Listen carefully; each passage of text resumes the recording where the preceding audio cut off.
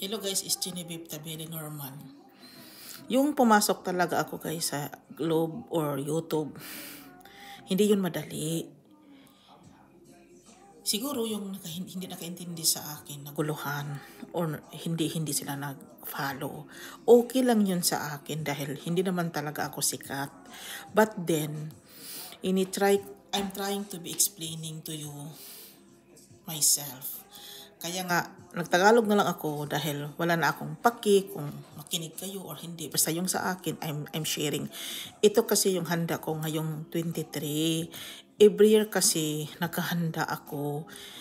Naisipan ko na ako na lang talaga magbili. Ako naman pala ang kumakain lang kasi yung panlasa ng mga Swedish na yan, hindi tugma sa panlasa ko. Paano mo nasabi, Ginepe? Basta, alam ko. Hindi tayo pwedeng mag-invite sa mga tao kung hindi nila ma-appreciate yung nahanda natin dahil pala hindi sila nasarapan. Mabuti yung magpakain tayo na nasarapan talaga sila para ma-appreciate nila yun. Nahirapan akong isulong to pero palaban kasi ako guys eh. Nag-iisa lang kaya akong kumain yan. Parang ang dami naman, Genevieve. Oo, pero maubos ko talaga yan guys. Kasi I'm cooking na lang for myself. Kahit yung asawa ko hindi masarapan yan guys. Ito guys, gawin kong tulong piya. Hindi ko pa I will never hindi ko pa narap kasi hindi na siya crunchy. Na-surprise ako guys sa mga pinagagawa ko dahil Pilipina ako. I'm trying to be, alam mo naman mga Pilipino tayo, na-miss natin yung mga pagkain natin.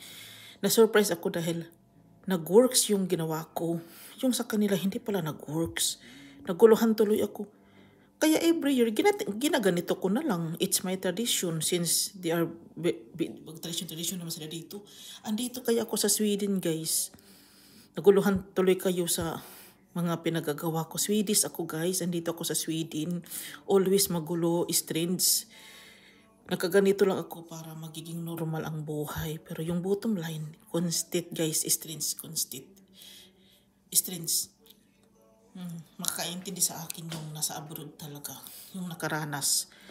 Hindi makakaintindi yung hindi nakaranas dyan.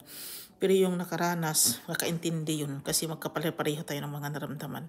Kaya nga ako nakaganito dahil yun pala kasi Pilipina. Ako hindi sila Pilipino. Hindi nila ma-appreciate yun, I know. Iwan ko lang basta sa akin, appreciate ko yun. Handa ko kasi dinamihan ko. Kasi kainin ko lang naman siya ng kainin hanggang sa maubos siya. Handa kasi siya eh. Guys, for 23, ito yung handa ko. Hindi naman pareho, is change.